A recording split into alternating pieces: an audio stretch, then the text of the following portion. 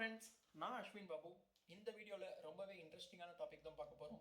அது என்னன்னா, பெரிய பெரிய கார்ப்பரேட் கம்பெனிஸ், பெரிய கம்பெனி எல்லாமே, எல்லா கம்பெனி ஜெயின்ஸ் எல்லாருமே அவங்களுடைய பொருளை நமக்கே தெரியாமல் நம்மளுடைய மைண்டு கிட்ட எப்படி செல் பண்ணுறாங்க, அதுக்கப்புறம் நம்ம எப்படி அந்த பொருளை போய் நம்மளா தேடி போய் வாங்குகிறோம் அப்படின்றத இந்த வீடியோவில் நான் உங்களுக்கு எக்ஸ்பிளைன் பண்ணுறேன்.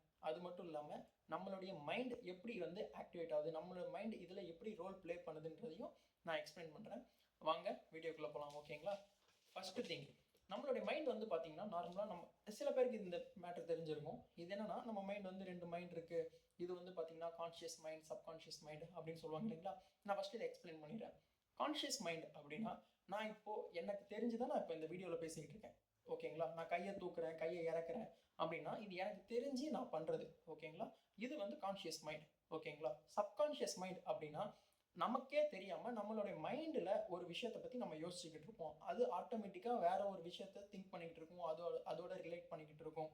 ஸோ நம்ம அதை பற்றி யோசிக்காமையே நம்ம மைண்ட் ஆட்டோமேட்டிக்காக ஒரு விஷயத்தை பற்றி யோசிக்கும், அதை பற்றி செயல்படும். இதெல்லாம் தான் அன்கான்ஷியஸ் மைண்ட்னு சொல்லுவாங்க. ஃபார் எக்ஸாம்பிள் சிம்பிளாக சொல்கிறேன் பாருங்கள்.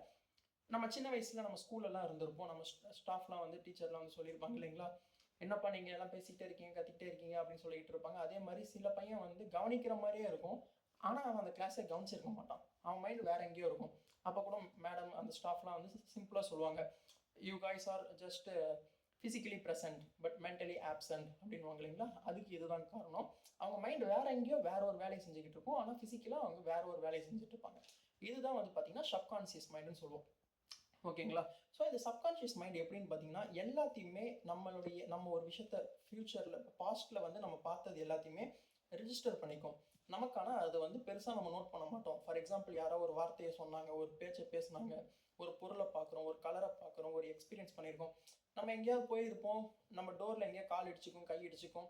அப்போ நம்ம சரி போ அப்படின்னு விட்டு போயிருப்போம். பட் ஆனால் நம்ம இடிச்சுக்கிட்டோமே இல்லையா அப்படின்னு சொல்லிட்டு அதுக்கப்புறம் வந்து நம்ம வந்து திங்க் பண்ணி பார்த்துருப்போம். இதுக்கு பேர் தான் வந்து பார்த்தீங்கன்னா சப்கான்ஷியஸ் மைண்டுன்னு சொல்லுவோம்.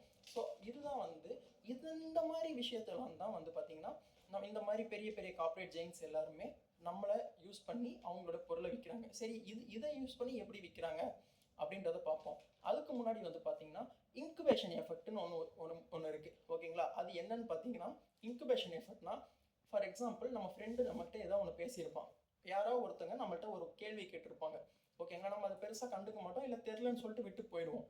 விட்டுட்டு அடுத்த வேலையை பண்ணிக்கிட்டு இருப்போம் இல்லைங்களா, வேற ஒரு வேலையை பார்த்துட்டு இருப்போம், வேற யார்கிட்ட பேசிகிட்டு இருப்போம். திடீர்னு வந்து அவனை கூப்பிட்டு, நீ அப்போ கூப்பிட்டல, அதுக்கு ஏதோ ஒன்று கேட்டல, அதுக்கு இதுதான் ஆன்சர், நீ அப்போ கேட்டல, அப்போ ஞாபகம் வரல, இப்போ தான் ஞாபகம் வருது. அப்போ இவ்வளோ நேரம் வேற ஒன்று தானே பண்ணிக்கிட்டு இருந்தோம், சடனாக இதை ட்ராப் பண்ணிட்டு நம்ம அங்கே போகிறோம் அப்படின்னா இதுக்கு பேர் தான் இன்குபேஷன் எஃபர்ட்னு சொல்லுவோம். ஓகேங்களா? இந்த மாதிரி தான் நம்மளுடைய மைண்ட் வந்து ஆக்டிவேட் ஆகிட்டு இருக்குன்றதை தெரிஞ்சுக்கோங்க. ஓகேங்களா? ஸோ இதை வச்சு ஒரு கம்பெனி வந்து நம்மளை வந்து நம்ம மைண்டை ஃபஸ்ட்டு ரெடி பண்ணுவாங்க. பெரிய பெரிய கம்பெனிலாம் வந்து பார்த்திங்கன்னா அவங்களுக்கு எடுத்தோடனே வந்து பொருளை செல் பண்ணணும் அப்படின்றது அவங்களுக்கு அவசியமே கிடையாது. அவங்க ஃபஸ்ட்டு பண்ணுற வேலையே வந்து பார்த்திங்கன்னா ஃபஸ்ட் நம்ம மைண்டை வந்து அந்த விஷயத்துக்காக ரெடி பண்ணுவாங்க. ஓகேங்களா? ஸோ மைண்டை வந்து அதுக்காக ரெடி பண்ணுவாங்க. அது எப்படின்னு பார்த்தீங்கன்னா, ஃபஸ்ட்டு திங் நம்மளை வந்து அந்த மைண்டை வந்து ப்ரிப்பேர் பண்ணுவாங்க. எப்படின்னா, ஃபார் எக்ஸாம்பிள் கேஎஃப்சி எடுத்துப்போமே, நமக்கு வந்து பசிக்குது. யூஸ்வலாக டின்னர் வந்து பார்த்தீங்கன்னா ஒரு 8 o'clock சாப்பிடணும்னு வச்சுக்கலாம், 8 to 9 சாப்பிடணும்னு வச்சுக்கலாம். ஆனால் கேஎஃப்சியோ மெக்டியோ யாரோ ஒருத்தவங்க ஏதோ ஒரு பிராண்ட் அவங்க வந்து நம்ம மைண்டை எப்படி ரெடி பண்ணுவாங்கன்னா, 6 o'clock 6:30 இந்த மாதிரி வந்து ஒரு சின்ன ஆட் நம்மளோட பிளேலிஸ்ட்டில் வந்துடும். ஓகேங்களா? நம்ம பார்க்குற யூடியூபோ வீடியோ ஏதோ ஒன்று சின்ன ஆட் வந்து பார்த்திங்கன்னா நமக்கு வந்துடும். ஸோ இது வந்து நம்ம பெருசாக கண்டுக்க மாட்டோம், ஏன்னா நமக்கு அப்போ பசி இருக்காது. ஆனால் அவங்க ஆட் அப்போ ப்ளே பண்ணுவாங்க. ஸோ சின்னதாக இருக்கும். அது என்ன ஆகும்னா மைண்ட் வந்து அதை கேப்சர் பண்ணிடும். நம்ம அதை பார்த்து பெருசாக கண்டுக்க மாட்டோம், போய் ஆர்டர் பண்ண மாட்டோம், போய் வாங்க மாட்டோம். அது வந்து மைண்டை கேப்சர் பண்ணிக்கும். எப்போ நமக்கு 8 மணிக்கு சாப்பிட்றோமா 8:30 மணிக்கு சாப்பிட்றோமான்றது அனலைஸ் பண்ணி அவங்க ஒரு 5 to 10 minutes முன்னாடி என்ன பண்ணுவாங்கன்னா ஒரு பெரிய கிரேவிங்ஸ் ஆடாக போடுவாங்க. ஒரு கேஎஃப்சி ஆட் வந்து சின்னதாக பார்த்தது பெருசாக இருக்கும், நம்ம அப்போ தான் நோட்டே பண்ணுவோம். ஆனால் நம்ம என்னமோ முன்னாடியே அதுக்காக ஏங்கிக்கிட்டு இருந்த மாதிரி நம்மளோட மைண்ட் வந்து ரியாக்ட் பண்ணி நம்ம அந்த போய் அந்த பொருளை வாங்க வைப்போம். ஏன்னா நம்ம அப்போ பசியிலையும் இருப்போம், அந்த டைம் அவங்க நம்மளை டெம்ப்டும் பண்ணுவாங்க. ஸோ இதுக்கு பேர் தான் வந்து பார்த்தீங்கன்னா ப்ரைமிங் அப்படின்னு சொல்லுவாங்க. அது மட்டும் இல்லாமல் இன்னும் இந்த ப்ரைமிங்க்கு இன்னொரு எக்ஸாம்பிள்ஸும் இருக்குது. ஸோ நம்ம மைண்டை ப்ரைமிங் பண்ணுற மாதிரி எப்படின்னா, ஃபார் எக்ஸாம்பிள் சாம்சங் மொபைல் எடுத்துக்குமே. சாம்சங் மொபைல் ரொம்பவே எங்கே பார்த்தாலும் சாம்சங்னு இருக்கும். நீங்கள் அதை யூஸ் பண்ணியிருக்கீங்களோ இல்லையோ அதெல்லாம் தெரியாது. ஆனால் அவங்க எங்கே பார்த்தாலும் நீங்கள் அந்த வேர்டை பார்க்குற மாதிரியே இருக்கும். நீங்கள் ஃபோட்டோ எடுத்தீங்கன்னா சூப்பராக இருக்கும், அப்படி இருக்கும் இப்படி இருக்கும். உங்களோட லைஃப் ஸ்டைலோட இன்வால்வ் ஆகிடும். இந்த எக்கோ சிஸ்டம், சாம்சங்கோட எக்கோ சிஸ்டம் இருக்குது, சாம்சங் வாட்ச் இருக்குது, ரிங் இருக்குது. ஸோ இது எல்லாத்தையுமே கொண்டு வந்துக்கிட்டே இருப்பாங்க நம்மளுடைய மைண்டு கூட. ஏன்னா அவ்வளோ நமக்கு ரொம்பவே ஃபெமிலியர் ஆக்கிடுவாங்க. நமக்கு நல்லா தெரிஞ்ச கம்பெனி தானே. சாம்சங் ஃபோன் நம்ம லைஃப்பில் யூஸ் பண்ணியிருக்க மாட்டோம், ஆனால் சாம்சங் ஃபோனாக நல்லா இருக்கும்பா. சின்ன ரேஞ்சாக இருந்தாலும் பெரிய ரேஞ்சாக இருந்தாலும் எவ்வளோ காசு கொடுத்தாலும் சாம்சங் ஃபோன் அதுக்கே கொடுத்த விலைக்கு ஈக்குவலாக இருக்கும். நம்ம யூஸ் பண்ணியிருக்கவே மாட்டோம், ஆனால் நம்ம அதுக்கு மல்லு கட்டுவோம். ஸோ இதுதான் ப்ரைமிங் சொல்லுவாங்க. நமக்கு முன்னாடியே நம்ம மைண்டை ரெடி பண்ணுவாங்க. ஸோ நம்ம எப்போ பொருள் வாங்க போகிறோமோ, இப்போ ஃபார் எக்ஸாம்பிள் ஃபோன் வாங்க போகிறோம் அப்படின்னா ஆட்டோமேட்டிக்காக நம்ம மற்ற இதை விட்டுட்டு நம்ம சாம்சங் மேலே ஓவராக அடாப்ட் ஆகும். இதுக்கு பேர் தான் ப்ரைமிங். நம்ம மைண்டை ப்ரைமிங் பண்ணுறதுன்னு சொல்லுவாங்க. இதே மாதிரி இன்னொன்று, நம்ம மைண்டோட எமோஷனை யூஸ் பண்ணி இவங்க பொருளை விற்பாங்க. ஃபார் எக்ஸாம்பிள் பார்த்தீங்கன்னா இருக்கிற எல்லா எமோஷன் தான். ஃபார் எக்ஸாம்பிள் எமோஷன் யூஸ் பண்ணி ஏன் இவங்க பொருள் விற்கிறாங்க அப்படின்னு பார்த்தீங்கன்னா, ஒன்ஸ் நம்ம எமோஷனாக ஒரு விஷயத்தில் கனெக்ட் ஆகிட்டோம் அப்படின்னா நம்ம அதுலேருந்து ஈஸியாக பின்னாடி வர மாட்டோம். ஃபார் எக்ஸாம்பிள் நம்மளோட ஃப்ரெண்ட்ஸோ யாரோ ஒருத்தங்க, ஃப்ரெண்ட் அண்ட் ஃபேமிலி யாரோ ஒருத்தங்க ஒரு பசங்களோட சின்ன சண்டை போடுறாங்கன்னு வச்சுக்கோங்க. அவங்க கரெக்டாக தப்பானலாம் நமக்கு தெரியாது, பட் ஆனால் நம்ம அவங்களுக்காக சப்போர்ட் பண்ணுவோம். ஏன்னா எமோஷனாக நம்ம அந்த ஃப்ரெண்டோட நம்ம கனெக்ட் ஆகிருக்கோம். ஸோ அந்த ஒரு எமோஷனை அந்த ஒரு நாட்டை பிடிச்சி இந்த மாதிரி ஹை கார்பரேட்ஸ் எல்லாமே என்ன பண்ணுவாங்கன்னா அந்த ஒரு எமோஷனை செல் பண்ணி தான் உங்கள்கிட்ட பொருளை விற்பாங்க. ஓகேங்களா? ஏன்னா எல்லா ஒரு தேவையை தீர்த்தா தான் ஒரு பொருளை விற்கணுன்றது கிடையாது. ஏன்னா ஒரு மனுஷனுக்கு சில தேவைகள் மட்டும்தான் இருக்கும், அது பூர்த்தி ஆயிடுச்சுன்னா அவன் வாங்கவே மாட்டான், இல்லைங்களா?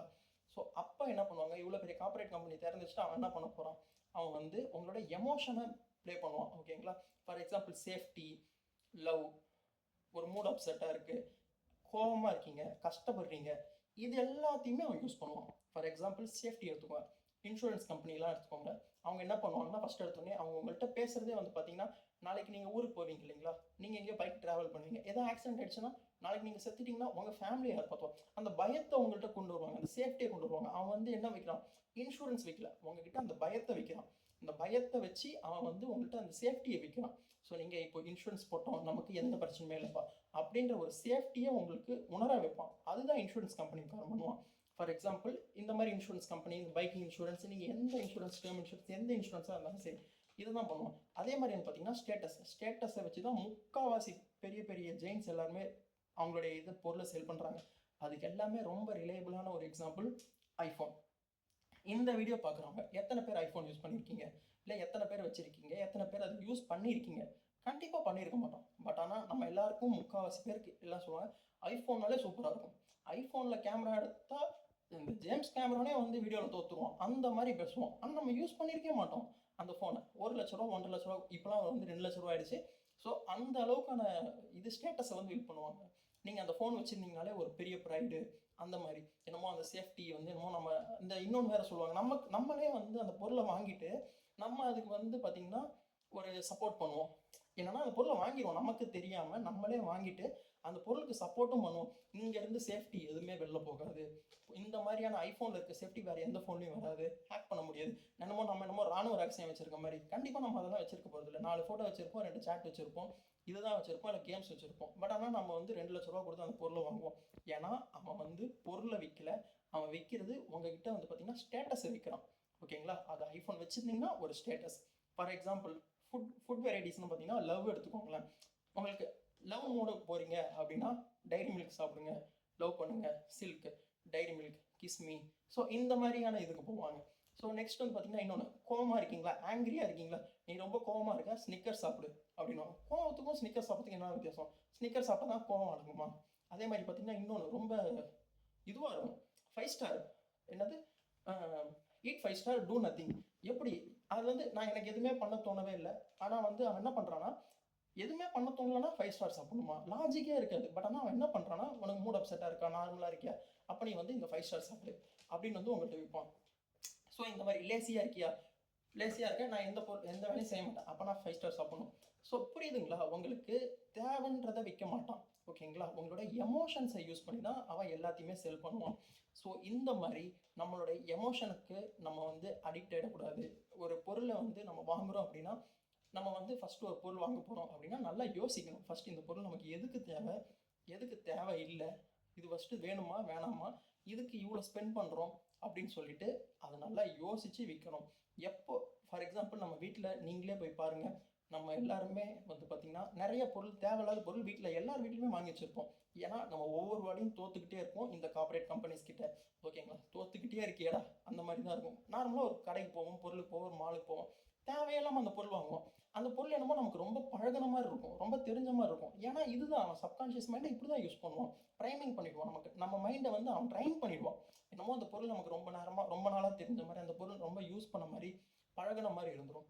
ஃபார் எக்ஸாம்பிள் வந்து பார்த்தீங்கன்னா கிராக்ஸ் செருப்பு இருக்கு இல்லைங்களா, 4000 ரூபா 5000 ரூபா விற்பானுங்க. அது பார்த்தீங்கன்னா கம்ஃபர்ட்னு வாங்க, ஆனால் அது பார்க்க சுத்தமாக கம்ஃபர்ட்டாக இருக்காது. நான் இது வரைக்கும் யூஸ் பண்ணதில்லை. நான் ஒரே வாட்டி என் ஃப்ரெண்டோடைய செருப்பு நான் யூஸ் பண்ணியிருக்கேன். ஓகேங்களா, ஆனால் வந்து கிராக்ஸ் யூஸ் பண்ண முக்கால்வாசி பேர் சொல்கிறது என்னன்னா, வாங்கிடுவானுங்க 2000 ரூபா 3000 ரூபா கொடுத்து வாங்கிடுவானுங்க. ஆனால் அது போட சுத்தமாக கம்ஃபர்ட்டாக இருக்காது. அதுக்கு நார்மல் ஸ்லிப்பர்ஸு அது மாதிரி எதாவது போட்டு போயிடலாம். ஸோ அந்த அளவுக்கு உங்களோட எமோஷன்ஸை யூஸ் பண்ணியும் அவங்க பொருளை விற்பாங்க. ஸோ இதில் தெரியுதுங்களா, நம்மளோட மைண்டை பெரிய பெரிய கம்பெனிஸ் அதுக்கேற்ற மாதிரி, ஃபுட் கம்பெனினா அதுக்கேற்ற மாதிரி அவன் ட்ரெயின் பண்ணுவான். ஓகேங்களா, ஒரு பொருளை வைக்கணும், ஃபோன் வைக்கணும்னா அதுக்கேற்ற மாதிரி நம்ம மைண்டை ட்ரெயின் பண்ணுவோம். நம்ம வந்து நம்ம மைண்டை நம்ம கண்ட்ரோலில் வச்சுக்கணும். இந்த மாதிரி பெரிய பெரிய கார்பரேட்ஸ் கிட்ட வந்து நம்ம மைண்டை வந்து இது பண்ணிடக்கூடாது. ஓகேங்களா, ஸோ ஒரு பொருள் வாங்குகிறோம், ஒரு இது பண்ணுறோம், இன்வெஸ்ட்மெண்ட் பண்ணுறோம், எதுவாக இருந்தாலும் சரி, உங்களோட மைண்டை நீங்கள் வந்து ஹேண்டில் பண்ணுங்கள். மைண்டை ஹேண்டில் பண்ண கற்றுக்கோங்க. நம்ம நிறையா செலவும் பண்ண மாட்டோம். இந்த இதிலேருந்து நம்ம தப்பிச்சிடலாம். ஓகேங்களா, இந்த வீடியோவில் உங்களுக்கு எதாவது புதுசாக தெரிஞ்சிருந்துச்சுன்னா கமெண்ட் பண்ணுங்கள். நெக்ஸ்ட் வீடியோவில் பார்ப்போம். பை.